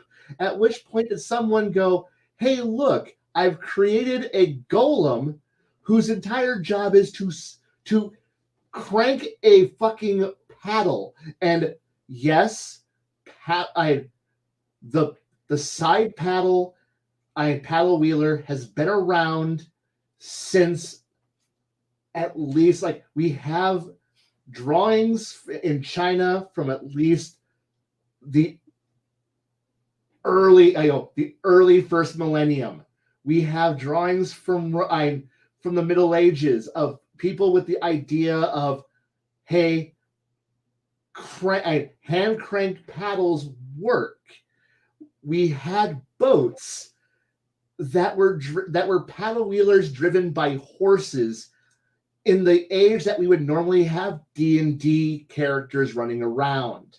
So we have the ability to, if somebody just goes, I create a golem, an iron golem with no legs, who's got arms, and his only job is to sit there and row.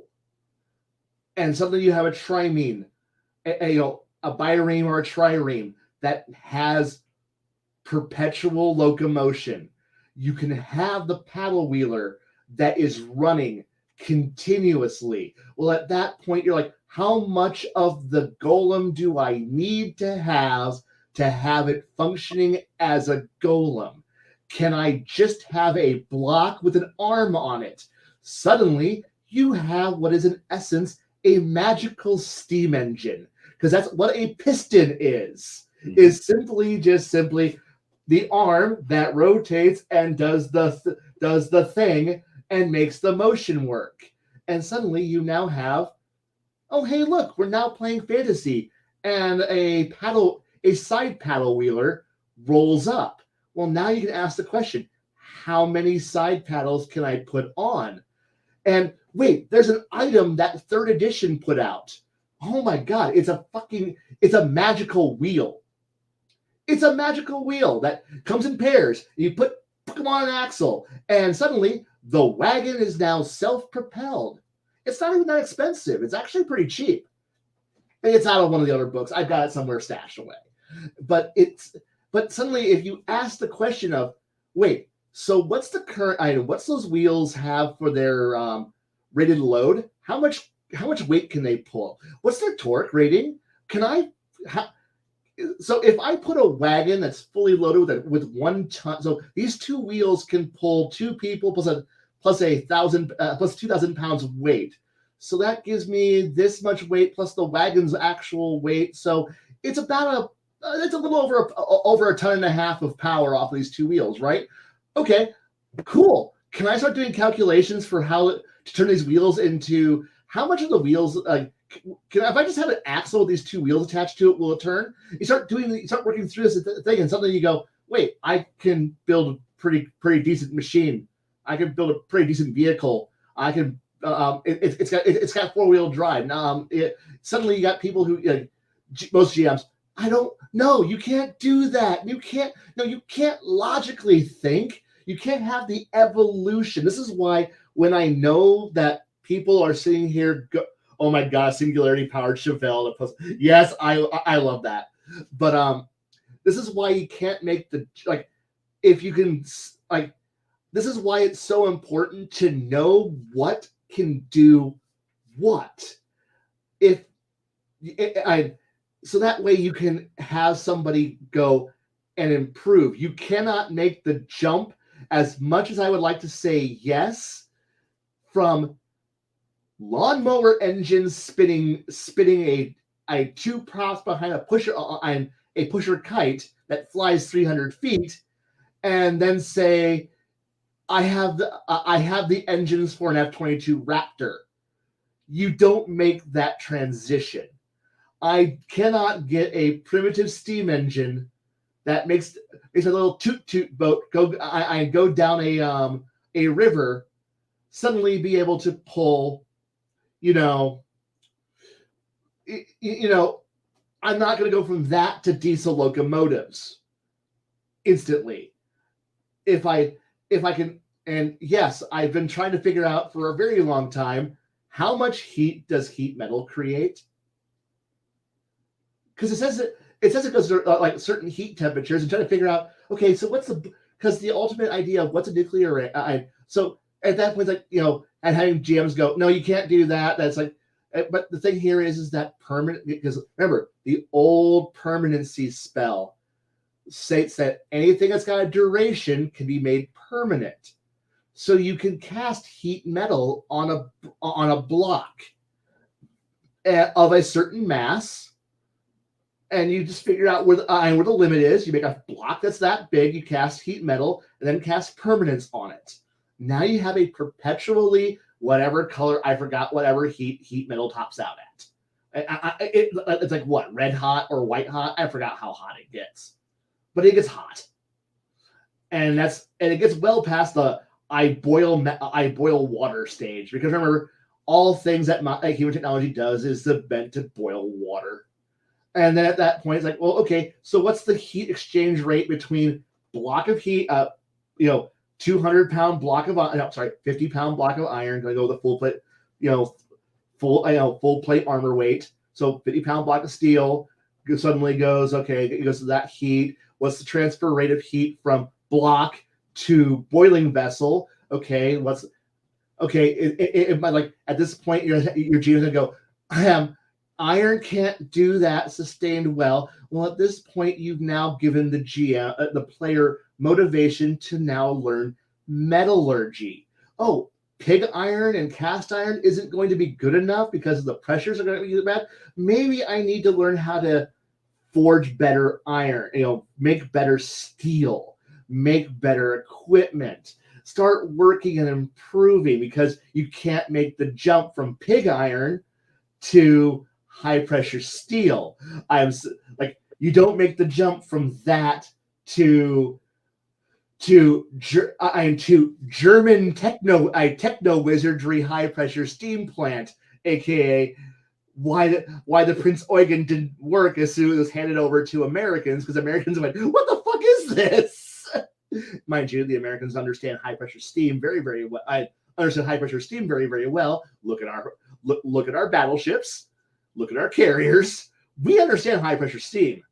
But then they looked at the Germans and went, what the fuck is this shit? And then promptly sank it with a nuclear bomb, because we can't fucking make it work, because fucking kraut magic is goddamn being used here.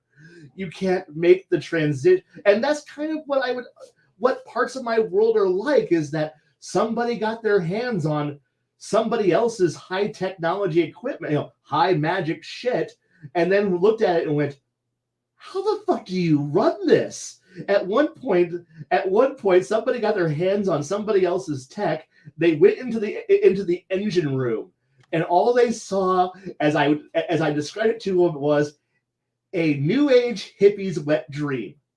Yeah. And they were like, because they came in thinking it was going to be all this high tech techno wizardry shit, and then they walked in and found fucking crystals everywhere.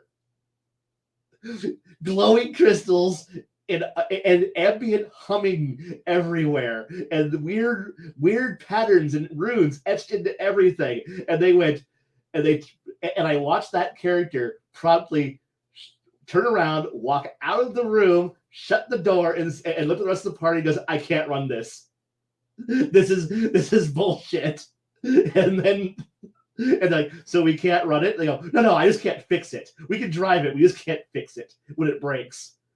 And like, what? It's all crystals in there. And he just showed him the room of quartz and weird gems glowing in there in weird brass contraptions. And he's like, I don't know how any of this shit works, man.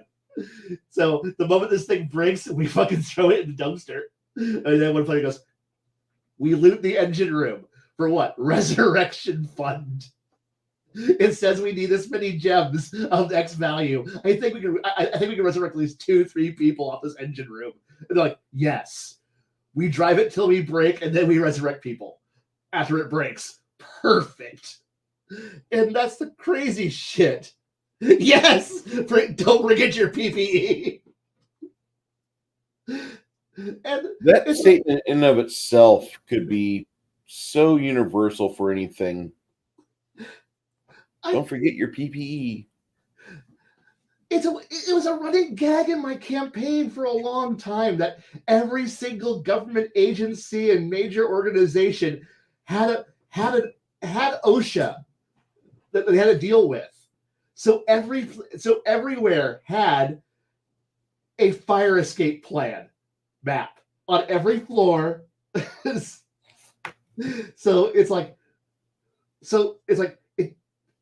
They knew where all the exits were. They knew where all the fire extinguishers were at.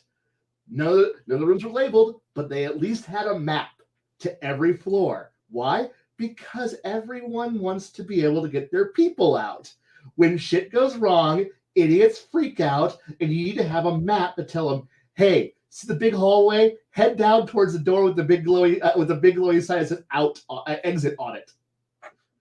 Written in various runes or various languages, but they all have the same message. You see the box that has red letters? That's probably the way out. And nobody traps where the fuck they work or live. Yeah, okay, after hours you trap it, you turn security on. But during business hours, you don't fucking do that. I'm sorry. You don't need Klaus carrying a bunch of files, from one room to the next, and he accidentally hits the giant marble trap, and Klaus and all his paperwork explodes. And now you're like he was our fucking accountant. Shit!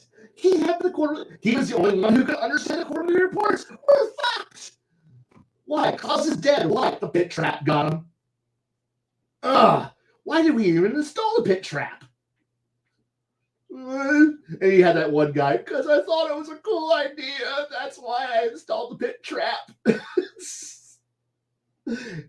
Okay, go scrape Klaus off the bottom of the wall and send him down to medical to get resurrected. And also, Bob. Yeah, you're fired for what? Putting in a pit trap. I mean, that was the kind of lot.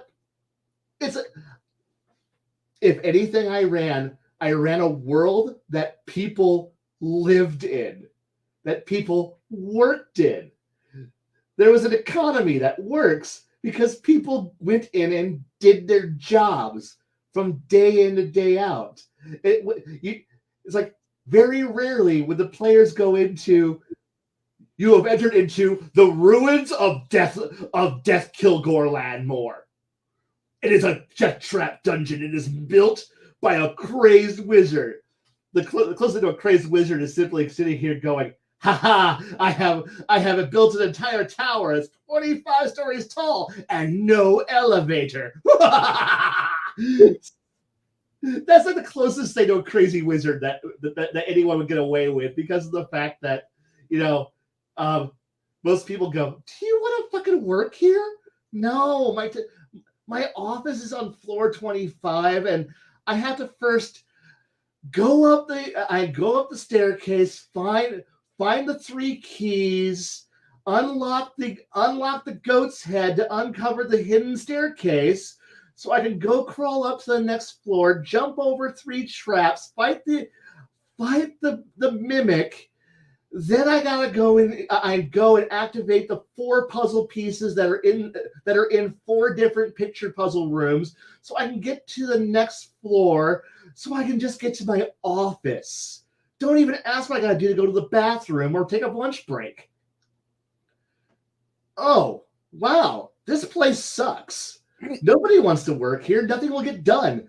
Man, I would love to continue to forge this sword of ultimate death and destruction, but I gotta swing across a pit of lava and fight 14 ooze eels, just to get to the forge and to the break room. And you know what? I know the Doritos are only 2 silver a fucking bag, and you can get Monster out of the fucking vending machine for only a copper, but it ain't fucking worth it. I'm fucking out. I'm fucking done. I'm 2 weeks notice. I'm out. Fuck it. 2-minute notice. I'm done. And the evil overlord. Where are you going? I'm leaving. I'm done. My apprentice died. To what? The buzzsaw traps in the parking lot. I mean, he just parked his horse and then he got off his horse and the buzzsaws got him. I can't work without an apprentice. Fuck you. Your staffing sucks. This whole place sucks. I'm done. No. And after a while, the world kind of gets this idea of people actually have to live in it. It can't just simply be. It can't be Skyrim. The Umbrella Corp has entered the chat, and you know what? Umbrella Corp tends to, in a world where things actually make sense, or where I do have other corporations that are actually as powerful. Where if you really want to get into it, there's certain parts of my world where if you want to play more magical cyberpunk / Shadowrun, where there are actually mega corporations who are all out to murder each other. Umbrella Corp doesn't really last very long when you have a cleric who can turn undead. We have a zombie virus. We're unleashing the zombies. 3 fucking clerics walk in there, start channeling, and like, the city is. Our plan kind of sucks now, doesn't it? Mm-hmm. Oh. Unleash our flesh golem! Go! The monster. I have a Gatling gun. And it's like, at that point, people are just like, well, I guess it's fucking Tuesday. It's fucking go time. And, and like, I see the Umbrella Corporation has unleashed their and their ultimate biological monster with a Gatling gun. Quick, unleash our monster. At which point, some actual real troll walks out with cyberware. He's just like, "I'm gonna fuck you," and the big giant evil monster's just like, "What?" And the troll, "All right, now I'm going to go hit all these alchemy potions," and like it's like a fucking juicer from fucking Riffs. Poof! No. Oh shit! And suddenly meanwhile all the big hardcore like, "Oh, that's fucking good. That's some fucking good shit there, man. We need to do that. How much does that? Get us the plans for that. I want a troll who just turns 4 times bigger than this. Screw this! I got a forklift. I'm certified. I'm out. Yes, go clouse somebody on your way out. That forklift certification never got me laid when I was a young man. Hey, look, if you're forklift certified, you are the best person in the entire organization. The OSHA guy walks in, adjust fork height, commence attitude adjustment of OSHA guy. I want to thank everybody who came in tonight for this session. Yep. Me and Kai are gonna laugh our asses off a little bit behind the scenes a little bit, and I just gotta say, Kai has got a hell of a little system here. It's not written with a campaign, quote unquote, in mind, but it's done very fucking well. And campaigns should be transparent, in my opinion. The mechanics should be transparent, because his story here has got a lot of oomph to it. You don't get a lot of oomph usually. If you want to read it, just message me on Discord, and I'll send you a copy. So that way you can figure out what I've been rambling about for the last 2 hours. I want to know more about the heroes. I want to know more about the villains. I think those two could cover chapters that are the size of this. I can do that. Trust me. There's a lot of heroes. Boy, there are a lot of heroes. And a lot of villains, too. And most of them are quirky as fuck, because you got to remember, this is a world that has heroes, and they're weird. They're not quite and they're definitely, most of them definitely aren't safe for work. They're definitely going to not pass the bar for family friendly. So like I said, if you want to read this, just message me. I will happily send it to you. I'm not going to just post it on the like, here, steal my work. No. At least ask first, so I know who I've given it to. So when it gets leaked to the internet, I know who to chase.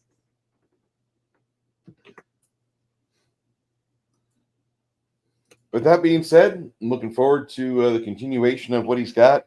Also looking forward to me finishing up the domains and clerics, gods of the campaign world that I support. Actually, I won't even need that. I just need to do to finish the domains. And then once I do that, I can work on the marshals. And that'll be a lot of fun. My name is Bruce Lombardo. I appreciate everybody stopping by today. We did over 9 hours of streaming today from this tower unit. For those of you that are interested, we do a weekly stream on Saturdays. Every other week, it's me and Kai after the evening ends, about 9 to roughly about this time. And we look forward to seeing each and every one of you, if you so choose to listen to us ramble about the things we enjoy. Kai, you want to leave us out tonight, sir? Go find some books to read. Just read. Listen. I don't care if it's audio form or dead tree format. Just fucking enjoy some more books. Just do it. It's good for you. Thank you, everybody. Thank you, Kai.